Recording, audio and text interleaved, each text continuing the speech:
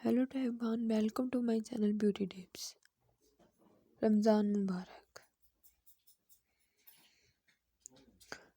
مبارک وہ مقدس مہینہ ہے جس کے بارے میں حضور سرور کائنات صلی اللہ علیہ وسلم نے فرمایا کہ یہ برکتوں کا مہینہ ہے۔ قرآن حکیم میں ہے، مسلمانوں تم پر روزے اس طرح فرض کر دیے گئے ہیں جس طرح تم سے پہلی امتوں و قوموں پر اس سے پہلے فرض کر دیے گئے تھے، تاکہ تم میں تقویٰ پیدا ہو۔ چنانچہ ہمیں چاہیے کہ جب اللہ تعالیٰ ہمیں سعادت عطا فرمائے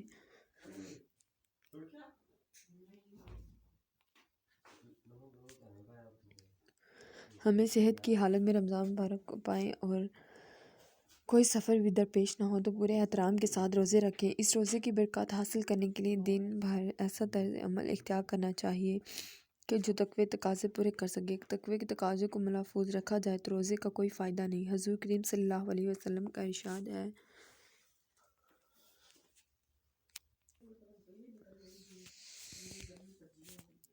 روزے رکھ کر بھی جو شخص جھوٹ اور لغو بات کو نہ چھوڑے تو خدا کو اس کی ضرورت نہیں کہ انسان اپنا کھانا پینا چھوڑے۔ ماہ رمضان وہ ہے جس میں قرآن اترا ہے، جو بنی نوع انسان کے لیے ہدایت کا رستہ ہے، جس میں ہدایت کی کھلی نشانیاں ہیں جو حق و باطل کے درمیان فرق واضح کر دیتی ہے۔ پس جو اس مہینے کو زندگی میں پائے، اسے چاہیے مسافر یا مریض ہوں، اس کے بدلے دوسرے دنوں میں روزے رکھے۔ خدا آسانی چاہتا ہے، سختی نہیں چاہتا کہ تم روزے کی تعداد پوری کر سکو۔